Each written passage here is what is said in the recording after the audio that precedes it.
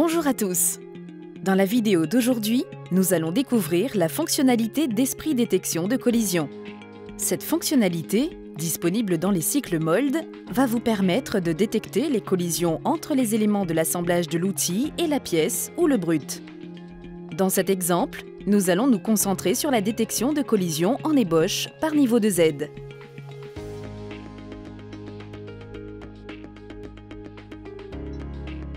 Tout d'abord, sélectionnez Créer séquence, puis créer une nouvelle séquence Freeform en définissant dans Pièces les deux faces de solide dans les coins. Nous allons maintenant créer une opération d'ébauche par niveau de Z sur cette séquence Freeform. Sélectionnez la Freeform et cliquez sur Solid Mill Mold, puis sur Ébauche par niveau de Z. Dans l'onglet de détection de collision, vous pouvez choisir le type de détection.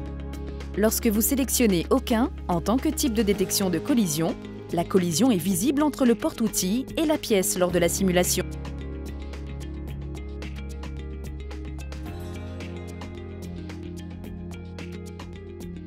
Nous allons utiliser un outil avec une longueur volontairement courte pour visualiser clairement la collision.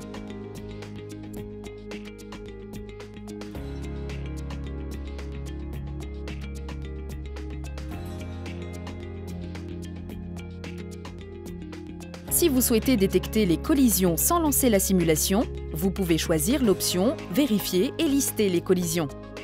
Grâce à cette option, un rapport est créé dans la fenêtre de sortie dès la fin du calcul du parcours d'outils. Il est alors facile de constater que l'assemblage de l'outil cause la collision et quelle est la taille minimale recommandée pour monter l'outil dans son porte-outil pour éviter une collision.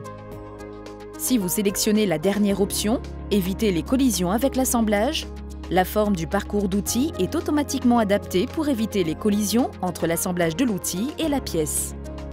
Pour ceci, vous pouvez imposer un dégagement du corps de l'outil ainsi que du porte-outil.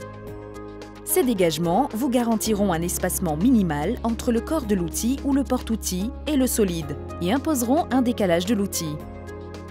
Comme vous le constatez, le nouveau parcours d'outils évite complètement toute collision. C'est tout pour la vidéo d'aujourd'hui. J'espère que ça vous a plu.